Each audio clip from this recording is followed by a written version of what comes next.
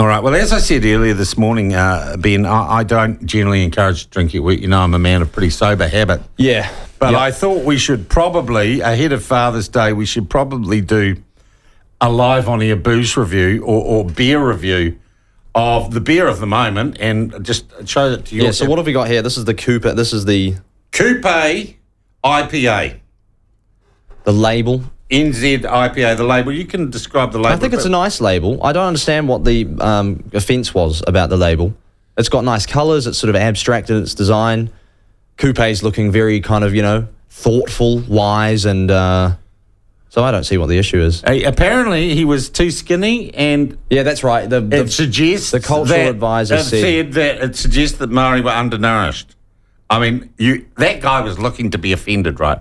It's very similar to the pose at the massive statue that I used to see as a kid in Wellington railway station.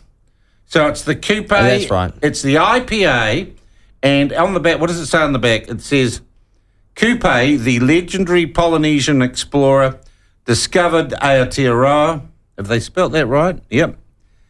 So we are celebrating with a classic New Zealand IPA being the finest New Zealand hops and released at Matariki to bring in the new year. Well, Matariki's a made-up thing anyway, but okay. Ingredients, water, barley, wheat, hops, yeast. That's pretty offensive there, right there, isn't it, Ben? Yeah, I'm already a little bit uncomfortable. Okay, you crack the top on yours and just have a sniff. Like. No, right up next to the microphone. Let's make people thirsty. Oh, listen to that noise. Isn't that good?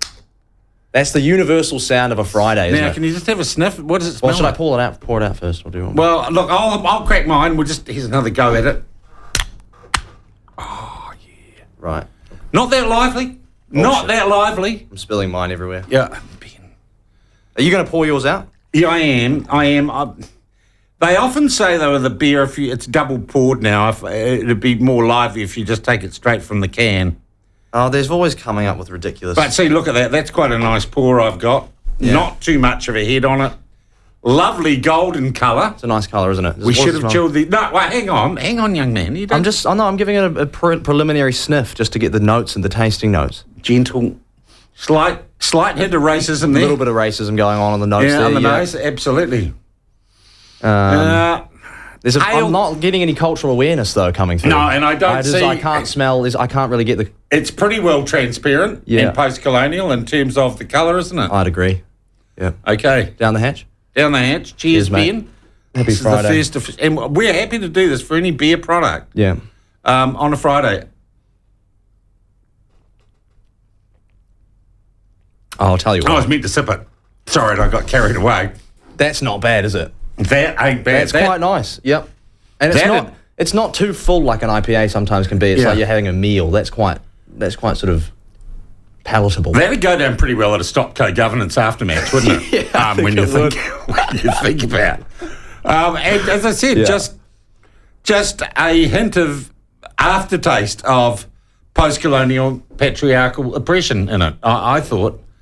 But not offensive, just really been when we look at it, a beer.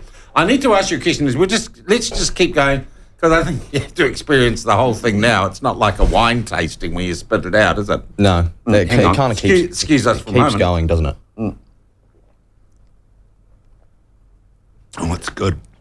Ben, I was really interested in this story because, as I said to our Free Speech Friday people, to me, it encapsulates the ridiculousness of wokeism and where this country, if not the world, is at right now. And, we were just talking about what's happening to Candace Owens, who we've had on the program, and the Herald have launched a campaign against her. You can see what's coming. But when you all boil it all down, it is the silliness of a bunch of bureaucrats saying that a beer, an IPA, can be offensive. Does your generation see the stupidity of this or not? Yeah. Or are they all watching TV1 and reading the spin-off and saying, I think this is most people my age that I've talked to about this had no idea this was even happening. So they're not really interested in it, because it is... but if I would say to them and show them this picture and say, does this cause any offence to you? Yeah. They would say, no, what are you talking about? But I just saw this story and it just annoyed me because...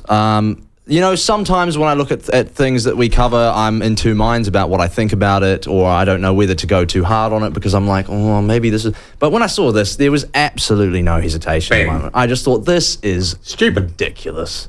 Don't stop being so silly. It is a beer. Have a beer. Calm down a bit, you know. Stop. Yeah. Well, equally, you see, the woke would say back the other day, like Sean, why are you so incensed by this? It's just an advertising standards authority decision. Because I don't know, it represents, you know, these people that we put in positions like this who are just wagging their finger over things that are just completely inconsequential.